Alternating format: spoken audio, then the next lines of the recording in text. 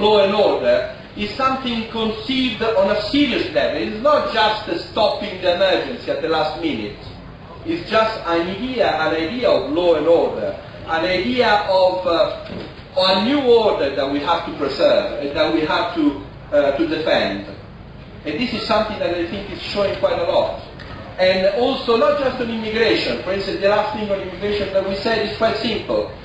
We cannot have any immigrant in this country. Obviously, we think our constitution says that we should stop immigration and we should start repatriation. It's something that I learned in England, even the word about repatriation. Well, now what we say that what is immediate and what has to be done immediately is that any immigrant that in the past in our country, in their country, has committed a crime of any sort should be expelled immediately.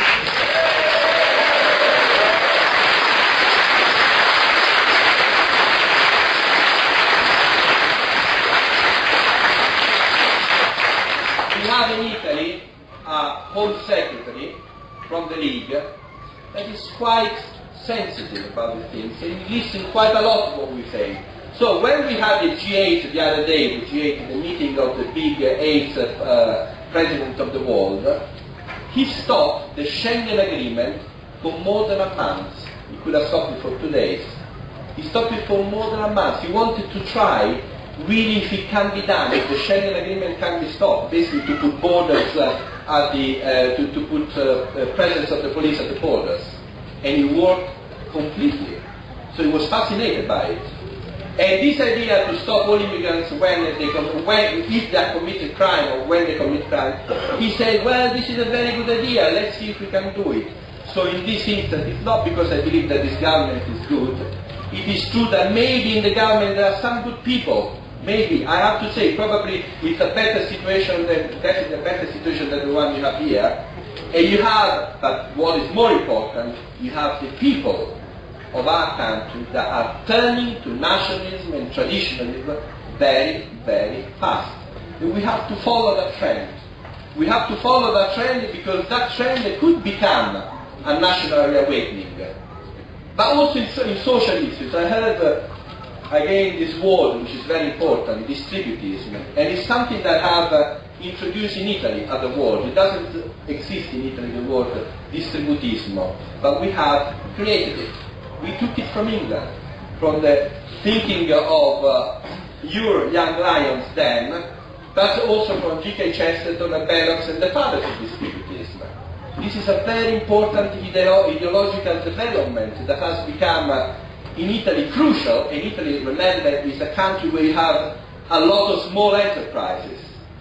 We do not have, thanks God, all these big, huge stores. We have them, but we not have as many as we have here. And we tend to resist the crisis because we have millions of family business. And this is what is still making our country, and I think it's still what is making your country to defend itself. When a business is a family business, a small business, has got much more possibility to defend itself. But again, what we need to do, and this is important, what Nick said before is extremely important, we have to join forces in an intelligent way. We are not creating any sort of strange international. No, we have to collaborate in an intelligent way, because I could see something that maybe Nick doesn't see, he could see it the day after, and I don't see it. Well, for instance, one of the things in international politics, and I think it's very important, international politics, that we are seeing together, is the fact that there is a new element in Europe, which is very, very important, and it's the presence of a new Russia, which is not anymore the Soviet and communist Russia. It's something different, and it's leaning very quickly towards nationalism. So we have to be ready there. We have to be ready. We can talk to friends in that situation, and I'm afraid we cannot talk as friends to people like Obama. They will never be friends to us.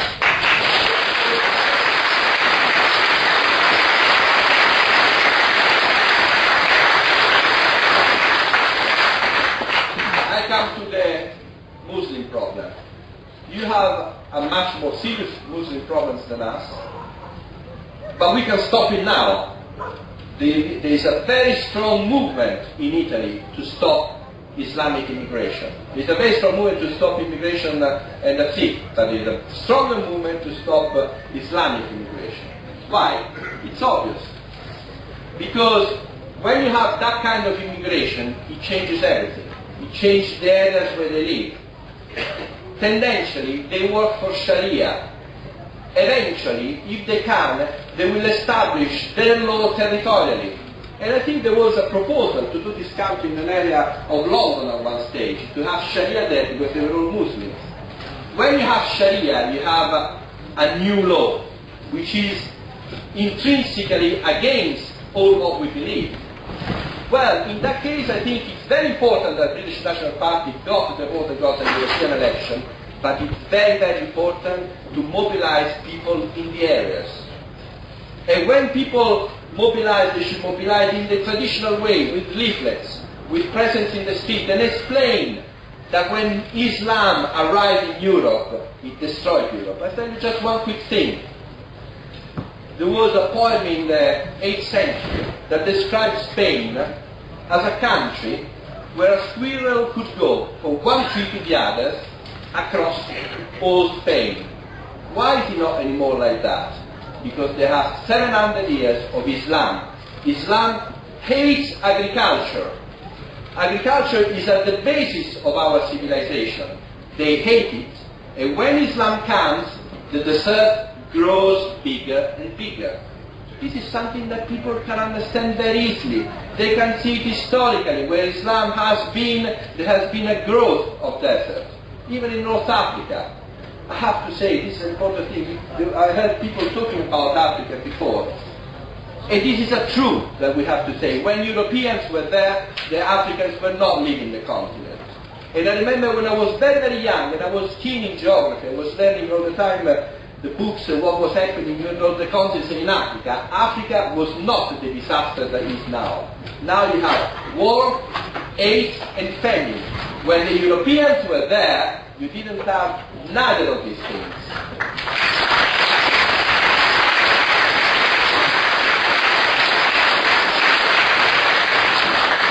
Well, one of the things that the Italians did, and I'm sure the British did the same thing in Rhodesia and other areas, is to send farmers.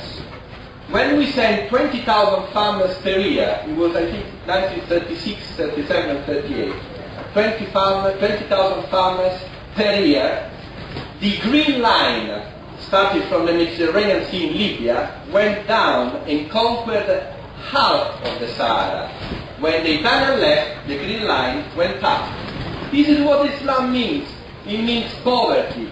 It means dissolution. It means, obviously, it means the end of our concept of woman.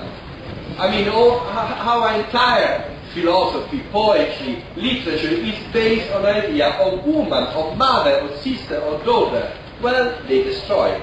Well, if we go to explain in every city, in every small village, in the villages surrounding the future mosque, that this is what is going to happen, well, the establishment will be much warier to do something like that.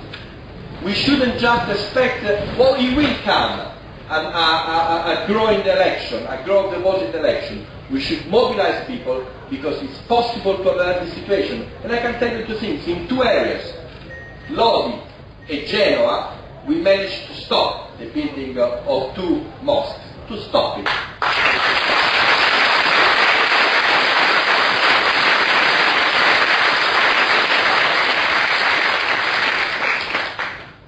And I think it's very, very important what was said also before with from the guy with, right, a coincidence, was a black shirt. He said something, it is the training of the people, it is the strength of the people and the militants that can change the situation. It is true that there are historical events that on one stage provoke what could be, we could call for a moment, a national revolution. But if the army is not prepared, if the army is not trained, the army will not move. And in that moment, the army has to be very, very fast and to act immediately. And I think, obviously, with the leadership you have in this country. This is a very safe thing, especially to young people. When young people grow in a movement and the leadership is made by people who believe really and who have got also a moral, proper attitude, they grow in a healthy environment and they will grow good British people, good